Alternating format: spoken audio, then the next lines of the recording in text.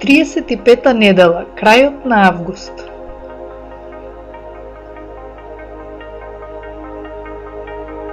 Сега сме овде и патуваме на кај есенската рамноденица. До неја ќе стигнеме за помалку од месец дена. Земјата ни дава единици мерки за времето. Денот е една ротација на Земјата околу својата оска. Годината е времето за кое Земјата го обиколува Сонцето. Годината има 365 денови, но тоа е премногу денови за броење, посебно за нашите предци кои само што испаднале од пештерите и станале свесни дека времето тече. Потребно им било едноставен календар. Месецот станал единица за времето со кој го мериме секојдневниот живот со милениуми. Месечината ја обиколува Земјата за 28 денови, 4/4 со по 7 денови, тоа се 4 недели. Месечината е единственото небесно тело кое секоја ноќ е различно. Нашите предци пред описменувањето го следеле овој небесен календар. За недела дена, младата месечина станува полумесечина, а за уште недела дена станува полна месечина. Во наредните недела дена спаднува на полумесечина и во последната четвртина е повторно млада месечина. Така настанала неделата од 7 денови. Месечевиот циклус од 28 денови е поделен на 4/4, 4 недели со по 7 денови.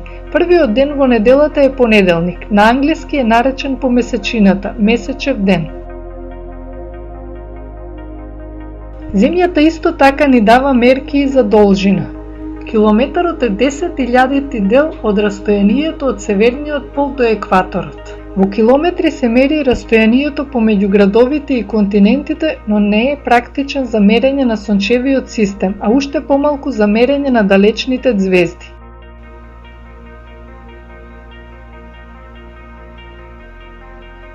Тие растојанија ги мериме во светлосни години. Светлината патува со брзина од 300.000 км во секунда. Светлосна година е растојанието кое светлината го поминува за една година.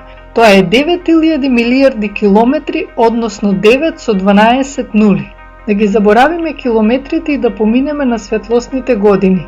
Поларната ѕвезда е оддалечена 460 светлосни години. Светлината од северницата патува до нас 460 години.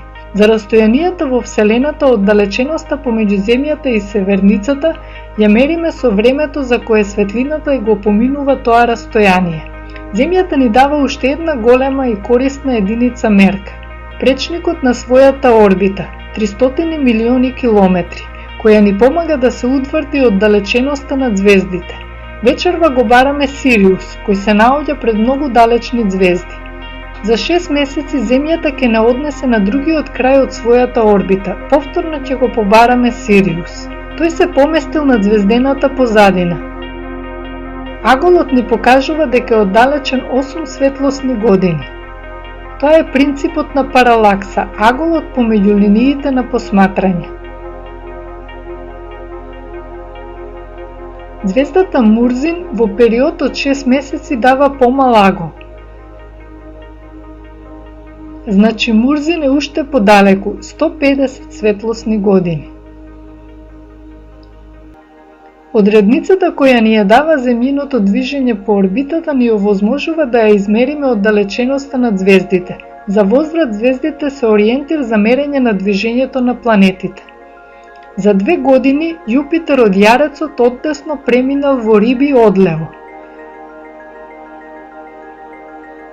Со ѕвездијата позади планетите го сочинуваат хороскопот.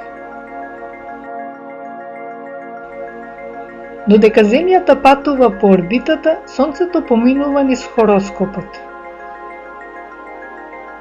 Моментално е пред созвездието Лав. Сонцето е во Лав на крајот на август. Спрема хороскопските знаци би требало да е во Девица. Не смееме да ги мешаме созвездијата со хороскопските знаци. Астролозите го делат хороскопот на 12 еднакви сектори со по 30 степени, а созвездијата се разликуваат многу по големина. Лавот зафаќа 35 степени, а ракот само 9 степени. Освен тоа, астролошките знаци во текот на милениумите се поместувале во однос на созвездијата. Знакот на лав се поместил надесно и не се поклопува со созвездието на лавот. Сега тоа созвездие одговара на знакот Девица. Затоа за астролозите Сонцето е во знакот на Девица, додека астрономите го гледаат во созвездието Лав. На вас е да одберете. Секогаш ги поврзуваме мерките за време и простор. На часовникот стрелките се движат по бројчаникот и со тоа ни покажуваат каде е Сонцето во просторот. Часовникот го користи просторот за да ви го покаже времето. Што е времето? Излижаното каивче на часовникот или тоа што стареете додека гледате на часовникот? Дали е денот, едната ротација на Земјата време или простор? Светлосната година е растојанието во просторот или единица за време. Тешко го сваќаме времето, затоа што тоа е четвртата димензија која не можеме да ја видиме. Замислете ја планетата со дводимензионални суштества, како што се луѓето од хартија. Тие не можат да ја замислат тродимензионалната сфера, затоа што имаат само две димензии. Како и ние и тие знаат дека збирот на аглите во триаголникот е секогаш 180 степени. Доколку триаголникот е на сфера, збирот на аглите може да биде поголем од 180 степени, но тоа нашите рамни пријатели не можат да го сватат. Во рамниот свет постојат само триаголници од 180 степени. Тие цртаат се поголеми триаголници и еден ден откриваат дека огромниот триаголник има повеќе од 180 степени затоа што е на сфера.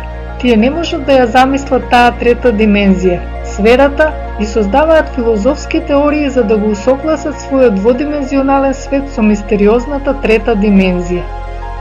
Додека ја истражуваме Вселената, полека сознаваме што би можело да биде таа четврта димензија. Може би таа димензија е времето и ние еден ден ќе ја сватиме.